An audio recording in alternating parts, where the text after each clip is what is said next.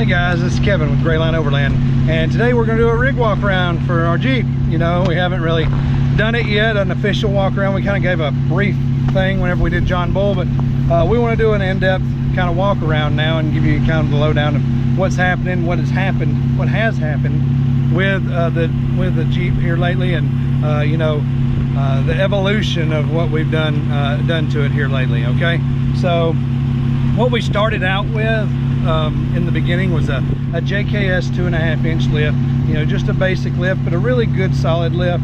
I have no complaints with that lift. By the way, I recommend JKS lifts because they ride great. I mean, the springs they're a true 2.5-inch lift or a 3.5-inch lift, whichever one you decide to go with.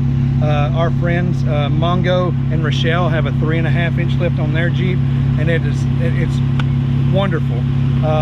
But we went with the 2.5-inch to begin with, and we were really not satisfied with that. And I was planning on buying 3.5-inch springs from JKS, but I come across some 4-inch springs that are Evo from a guy, a friend of ours that sold me the axles.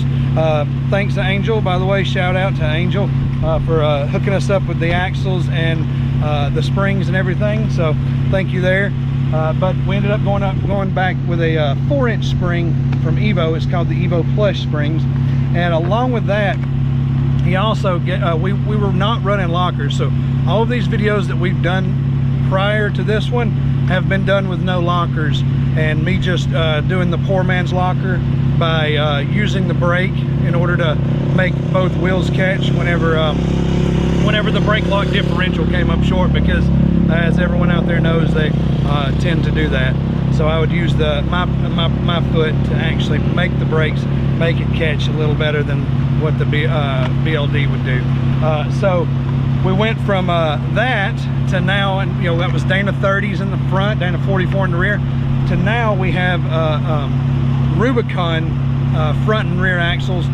The rear axles were good on this one originally, but he already had it, and it was already set up with 488 gears, and this came out of a 2017 Recon, so the C's and everything were beefed up. The axle was a little bit stronger on the Recons in 2017, so we got the beefed up Dana 44s, and also it has been trussed and gusseted on the front and trussed on the rear. So we've got an extra strong setup now for what we do. You know, he went with Dana 60s on his, and that's why we got the pass down.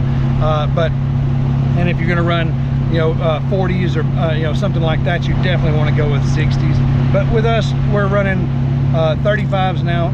Possibly could get into 37s in the future, but not really sure as of yet. But for right now, we've got the 4-inch spring with the lockers and the 488 gears, and I'm really loving it. Did a shakedown run the other day. Did not video that one. It was just me and a friend of mine out there, kind of just doing a little shakedown run. But did have a blast. Did really come to understand the lockers and how awesome they are. By the way, lockers really are like pushing an easy button when it comes to on the trails. So I really did not realize how good everybody with lockers had it until I actually hit that button and locked those lockers for the first time and just watched it crawl right up, and it was pretty amazing, guys. Not to say that you have to have lockers to do this kind of stuff. By no means do I say that, because I did John Bull, which is one of the tougher trails around here, without lockers, and Holcomb Creek without lockers, and made it through just fine. But it does make it a lot easier. All right, and moving on from there, we've also got the Mammoth 88 wheels. They're a 17x9. They're not a super expensive wheel. They're a good wheel, but they're just an aluminum wheel, and they were around $150 a piece. And they're mounted to those are a set of Mickey Thompson Baja ATZs, which I cannot praise enough. I am a 100% Mickey Thompson fan.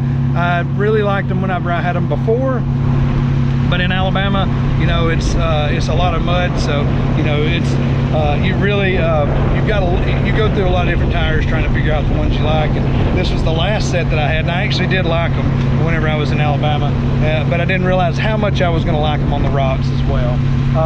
So whenever I went with these, it was something that was kind of familiar, but still not quite, because I didn't know how they would do on the rocks, and that they have done phenomenal. And I plan on doing an in-depth review of those tires here in the future after we get a lot more miles in on them, so we can give you a better idea.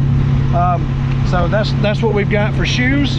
And we as y'all have seen in previous videos, we have the body armor side steps, and those have been awesome as far as sliders go.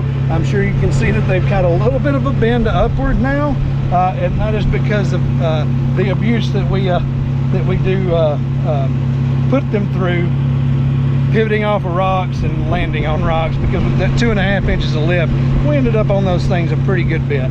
And but they did keep us from body damage many times, so I can't praise them enough, and I'm really happy with the way they've turned out.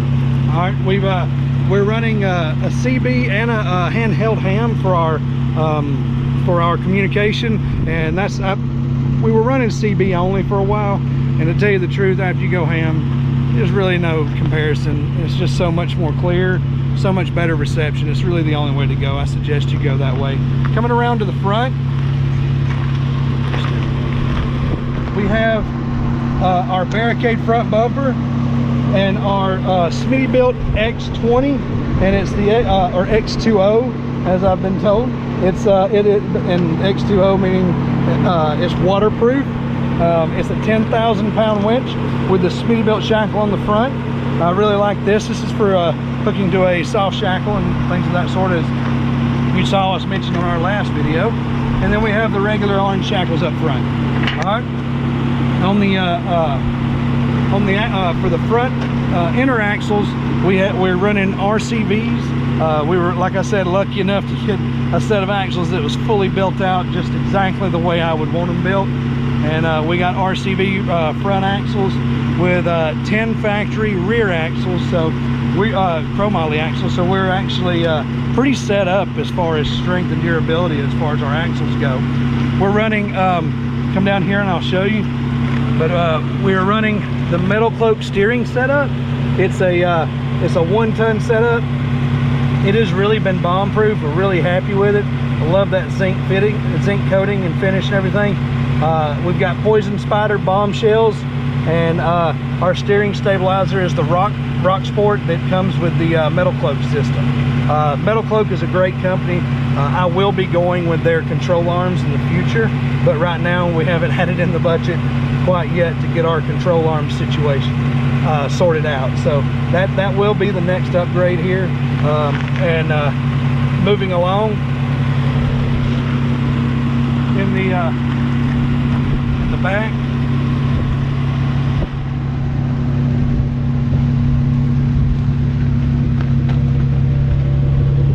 so if we'll get you down here in the back, you'll see that we've got the Poison Spider bombshell on the back as well.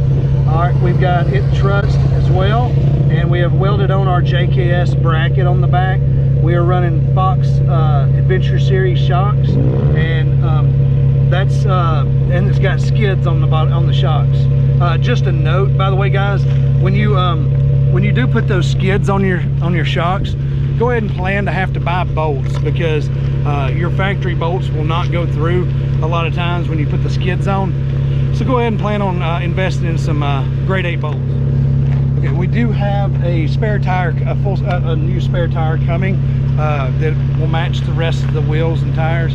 We've been kind of living life dangerously, keeping this stock size spare. It'll get you off the trail, but that's about it. So we're going with a full-size spare. We don't yet have it in the budget to upgrade our carrier, so we're going to live dangerously again and using our stock carrier for a little while. But we feel like it's the best option. And those Mickey Thompsons aren't really all that heavy. They're actually pretty light in comparison to some of the tires. So I think we'll be all right there. And we're also, we have okay, let's not show you that, as I forgot. It's a horrible mess back there. But we're running an Overland Vehicle Systems Air Compressor or Overland, or American Expedition Overland. I can't remember which one it is. I will get back with you on that. But the compressor is a fairly inexpensive compressor. It was about $130, but it does a really great job. So that's kind of the rundown of our Jeep and what we've got going here. As y'all know, we'll be running a beam trailer as well for our overland needs and everything. So when that arrives, which will be soon, we'll give you another lowdown on that and kind of give you another walkthrough of that, because you know, it seems like everybody has liked that video, and we want to do that again and kind of give you a more in-depth look at it and a breakdown of our first trip. So look for that coming soon. All right guys, this is Kevin with Grayline Overland, and we'll see you out on the trail.